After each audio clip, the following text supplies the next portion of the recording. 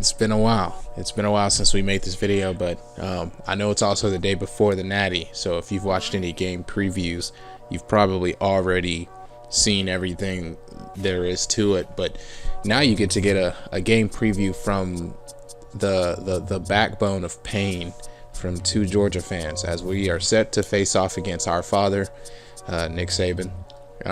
Just got off the phone with him. Don't even try to say it like that, man. Say it how it. Call it how it is as a Georgia fan, bro. Call it as it is, bro. It's Daddy Saban. I'm calling it as Daddy Saban. I got off the phone with him today.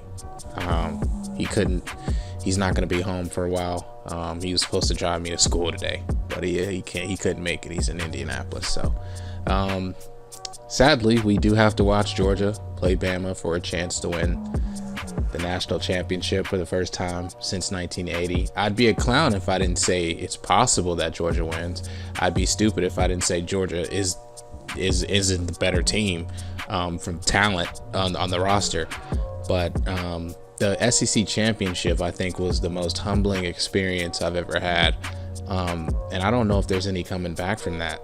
You know what I mean? I mean, we go up 10-0, looks like we're dominant, and I think that is more unleashes. Of a humbling experience than 2017 Auburn in the regular season. That Auburn game was honestly humbling. I mean, I didn't really feel humbled then.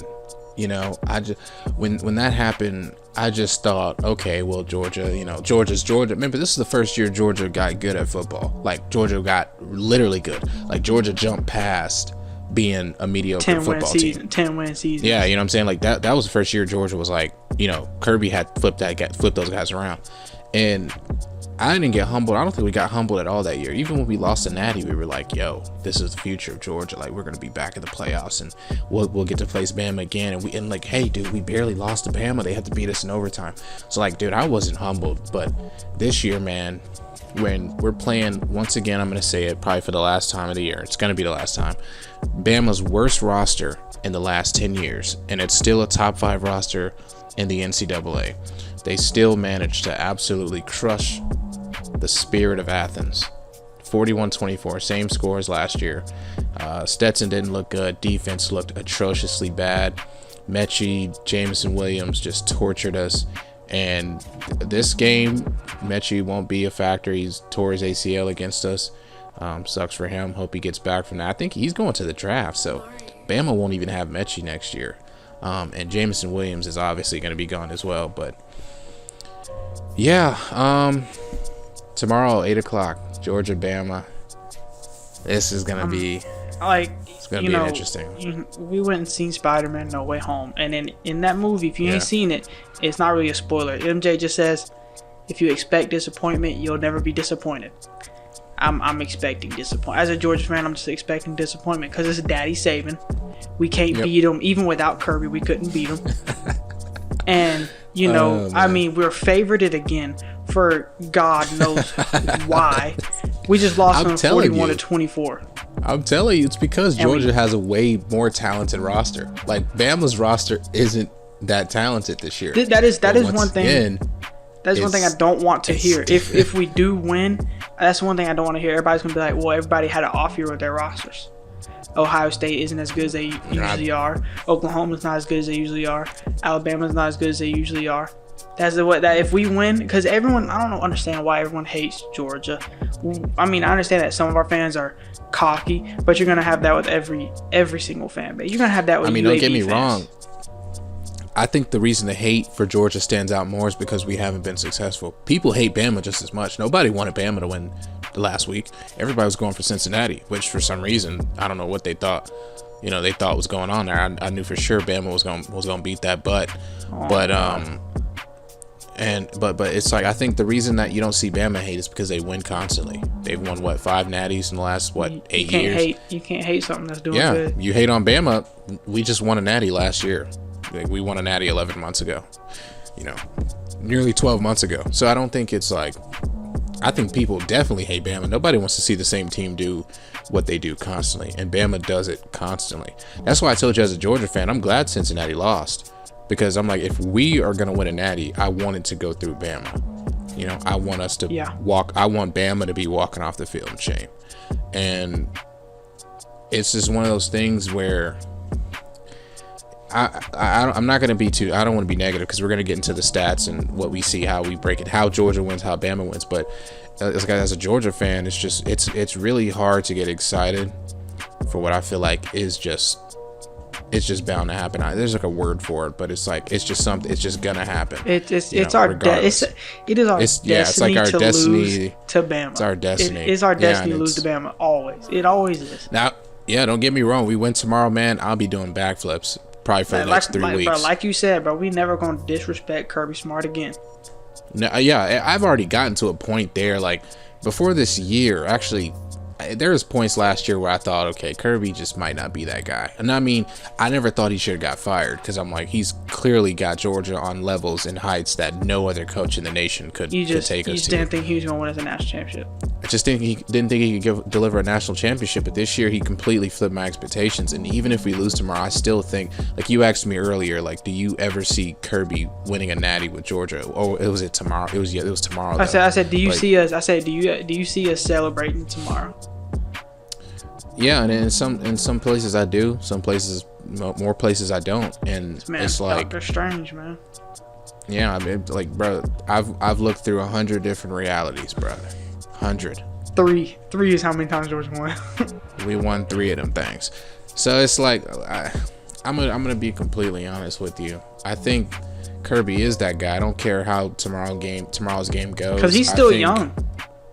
Yeah, he's like what, 43, something like that. I mean, yeah, Kirby's a young guy. I mean, Nick Saban's like 60. So, I mean, we got 20-something years of Kirby Smart. Knock on some wood. But, you know, it's like, I want, I don't think Georgia fans, like, it's easy to get emotional when your team hasn't won a championship in 40-plus years. But you have to be absolutely blind and deaf to not see what heights Kirby has elevated our team to. Like, oh, we haven't won a natty. Oh, he's won one SEC championship. Congrats. We've played in 2 natties. And people have the nerve to call this guy Mark Rich 2.0. He's played in 2 natties that's crazy. In 6 years. Come on. He's not a Mark Rich 2.0. He passed Mark Rich his second year on the team. He passed Mark Rich. Anything Mark Rich has ever done, he passed him in his second season. It's that simple. I am gonna keep it a buck though. I don't know how other Georgia fans are going to feel, but I'm going to keep it a buck with everyone, all Georgia fans. Win or lose tomorrow, Nick Saban is still our father. Doesn't matter if we beat him. He's still our father.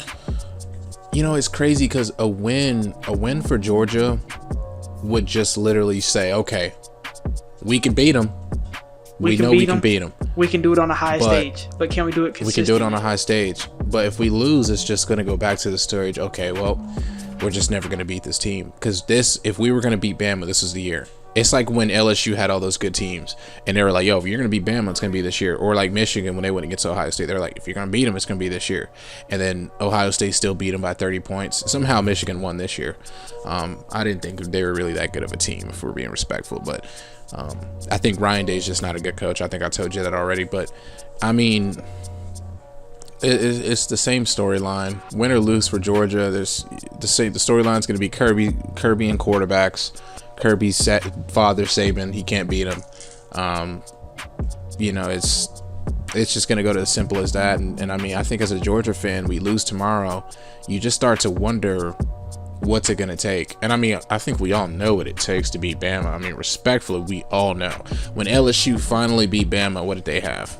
The greatest team, greatest offense probably of all time. I don't care about anyone. I want to look at that quarterback situation. It took a guy that threw, 65, nearly 70 touchdowns in a season to beat those guys, and they still barely won. They won that game by like 5 or 8 points. I forgot what the score was, but they barely won that game. And that's just levels to it. That just shows you. You know what it takes. And honestly, I think LSU was very lucky that Auburn and Bo Dini defeated Bama in that last game of the season, because Bama would have gotten back in the playoffs with 1 loss, 100%. They had no championship. They would have did the same thing they did at Georgia in 2017. Snuck Bama in there, and then Bama would have beat LSU if they played again, respectfully. Greatest team of all time, but that Bama team, Nick Saban, he's just gonna get it done. But I mean, obviously, we know what it takes. Georgia needs a crazy quarterback, and we just haven't had that yet under Kirby Smart. We had Justin Fields. He gave him away. He chose Jake Fromm, who, hey, threw his first career NFL touchdown today. So shouts out Jake Fromm. Jake from State Farm. But, like, I think obviously Kirby needs to figure out the quarterback situation. You know, I see that Todd's taken us away from that traditional run offense, which I love it. But I want to see us get a dynamic quarterback. Completely sell the run game. Doesn't mean you completely sell it though. Sometimes we be abandoning it, and it's crazy. It is so crazy because sometimes Zeus will be eaten, and all of a sudden we'll just be like, I don't really feel like running the ball. Yeah, and you got to think we won't have James Cook next year too. So I'm very curious as to how the pass game is going to evolve and the run game, because we won't have Zeus, we won't have James Cook, we'll have Kenny McIntosh, 4-star Branson Robinson coming in, and I mean, Dejon Edwards, but I mean, I'm interested in see what Todd's cooking up. I think Todd's done a phenomenal job this season. I mean, obviously there were some games where Stetson just decided, I'm not going to play football at all. I'm just going to suck this game. And it didn't go good at all. But tomorrow, man, 8 o'clock, less than 24 hours, 22 hours, 10:30 for us. What do you think? What do you think would be? Let's see. What do you think that would be the deciding factor if Georgia wins? If Georgia wins, it means they got pressure on Bryce Young. It's that simple. We got no pressure in the first game. Jamison Williams ate us alive, and Bryce Young ate us alive. We weren't able to tackle him. Jordan Davis was like, yo, we call him the gingerbread man. Oh, well, I hope you guys are practicing wrapping up quarterbacks. There was a play even against the Michigan, which, you know, like, here's the thing. As a Georgia fan, I always know Bama's on the horizon if we want success, right? So every game I'm looking at it, I'm like, would this team, would this performance be enough to beat Bama? And there's been a lot of games where I was like, no, this would not be enough. And there were some plays against Michigan where I was like, dude, this right here isn't going to work. Now, don't get me wrong. That defense was focused. Michigan tried a flea flicker and got like 4 yards. Like the guys they wanted to hit downfield weren't even open. And it was impressive. And I mean, that was like, this is what we need right here. We need a defense that's focused and that's locked in. And Kobe was locked in. Beginning of the game, he was going stupid on the sideline. He was pumped up. He was yelling at the players. I'm like, yo, this is what we need. We need these guys to be focused. You know what I mean? Mm-hmm. So it ultimately just means I don't know how I got into that, but you know, defense needs to be focused and we need to get pressure on Bryce Young. We got to blitz more than 4 guys. That simulated pressure crap is not going to work. Saban's going to have us prepared for that. The only thing we should be changing is not running simulated pressure. We did it against Michigan. It's not going to work against Bama. I want to ask you this question real quick since we're on topic of our defense. Do you think if we run the defense we've been running all season against Michigan except for Bama, we didn't run against Bama, but if we run the same defense we've been running all season, you think we have a better chance at winning? Oh yeah, of course. You know, every time Georgia has changed their defensive philosophy for something stupid, like when we played Mississippi State last year, we ran the 3-5-3 or whatever. It was terrible. We ran the 3-5-3 against LSU. Terrible. Play the dang defense the way we've been playing it all season. We already knew we weren't going to beat that LSU team. So why not just run the defense we've been running all season and give it a shot? Why run this new defensive philosophy and you see how bad it is? Like what we did with Mississippi State. You know, let this defense do what we've been doing all season. Keep Nakobe Dean in the middle of the field. And let's blitz more than 4 people. I mean, they talked all season about how Bama had offensive line consistency issues, and Georgia got absolutely no pressure on Bryce Young. And what's embarrassing is I know Kirby's going to go out there with the same simulated 4 men coming out after Bama, and it's just not going to work. It's not, and that's one thing that scares me about this game. I told you already, we're going to know who's going to win this game. I'm going to say 10 minutes left in the second quarter. Georgia fans or Alabama fans are already going to be celebrating because they already know who's going to win. And I mean, it just boils down to that. It ultimately is going to boil down to Dan Lanning's last dance and Kirby Smart's defensive philosophy. We got to see what they cooked up for this game. because right now I feel like this game's very up in the air. We know Georgia has a better team. We know they're more talented, but Bama just beat them by nearly 20 points a month ago. So why should we believe that this game's going to be different? Why should we believe it's going to be a closer game? That's what's going through everyone's mind right now. I think, honestly, personally, I'm just going to say that this is my opinion. I think Stetson's going to play one of the best games of his career in this game. As in, not as in stat-wise, I feel like he's going to leave it all on the field. He's going to try his... You got to think, this man grew up a Georgia fan, was a walk-on, left, came back on scholarship, and now he's led his hometown. I don't think he grew up. He grew up in Georgia. I don't know if he grew up in Athens, but hometown basically. Tequila, Georgia. Football fan from Georgia, and he led him to a national championship. And the last thing he has to do is knock off Saban, who has been known to be the GOAT coach of all. The GOAT coach, obviously, Daddy Saban. And I think that he will leave it all on the field. I'm gonna be honest. I think we'll see a Stetson Bennett that we seen against Michigan. And when he just we're being realistic. I mean, that Michigan game was the best game of his career.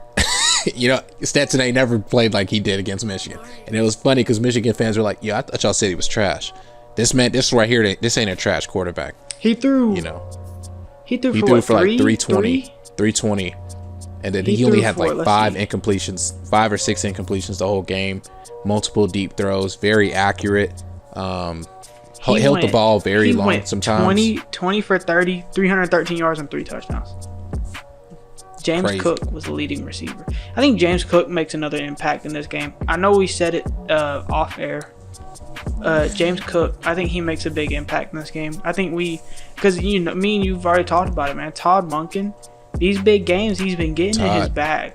He's been reaching in that Duffy of his. And I think Dan Lanning wants to go out with a bang too. I think everyone is all on deck for... I'm saying this like it's not a national championship. I know everybody's going to be like, why is he saying this? It's a national championship. Of course, everybody's going to be on deck.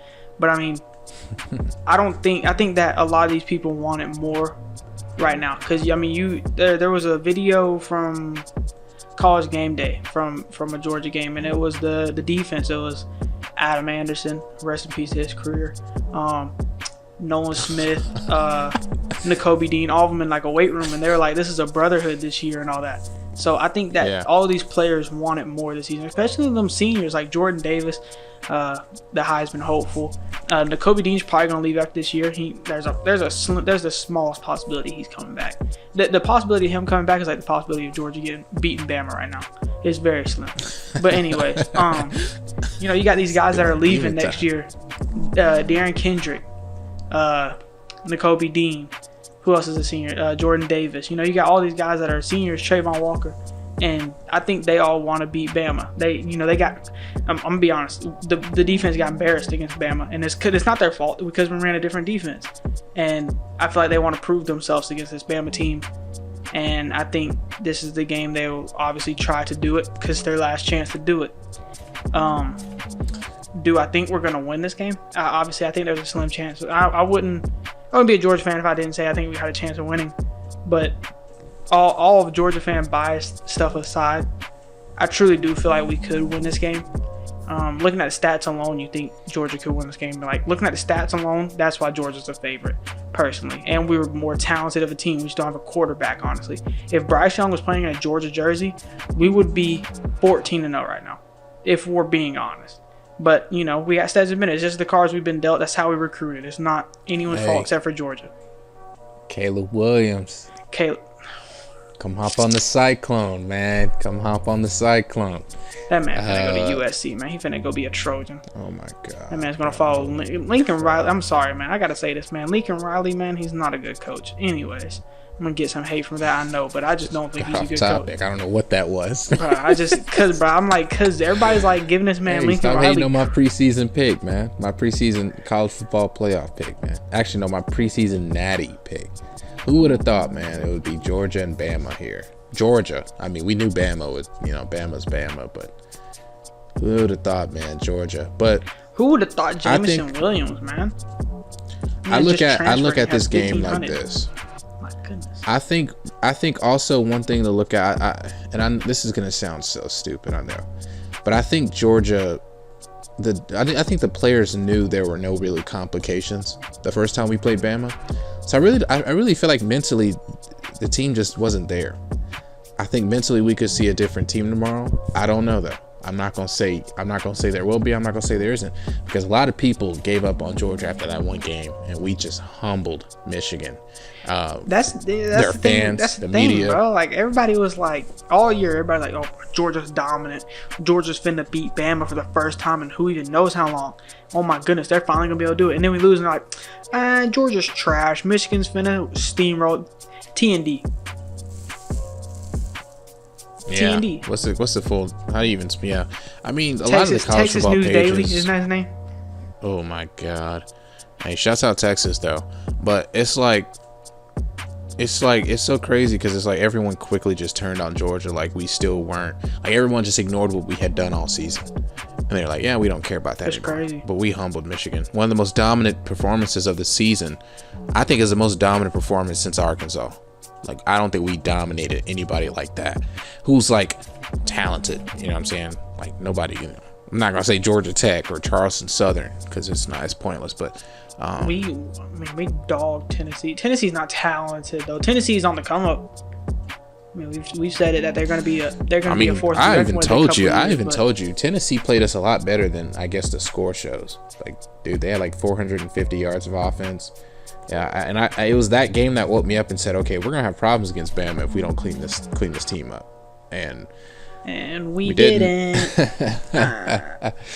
But I think the guys just want it more right now, and you know it's just gonna take a team effort.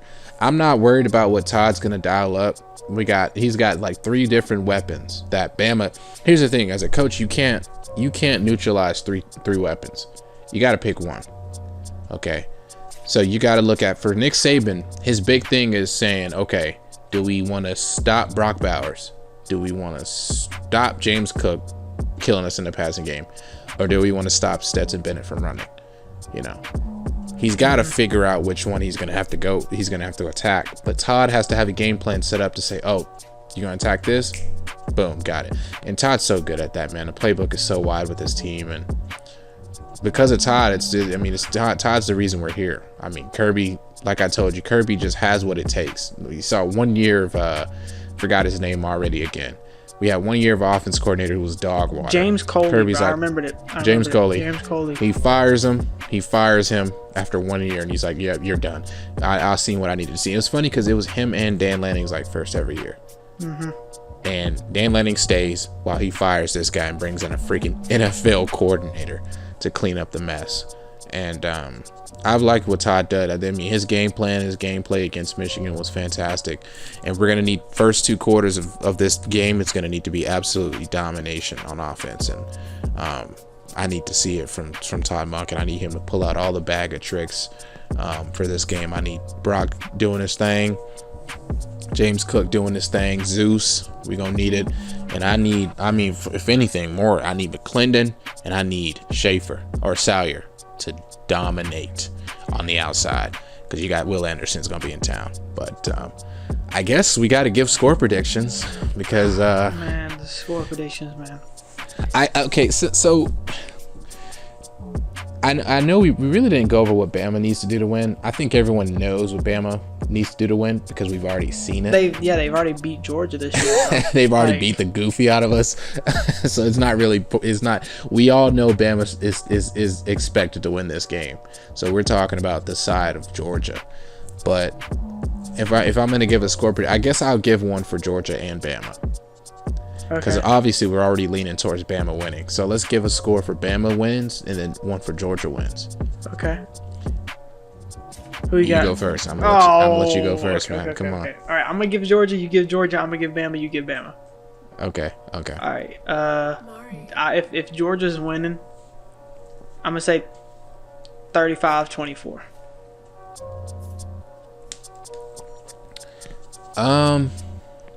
If Georgia wins, I'm gonna go 33. 33. That's such a weird number. It's a Georgia thing.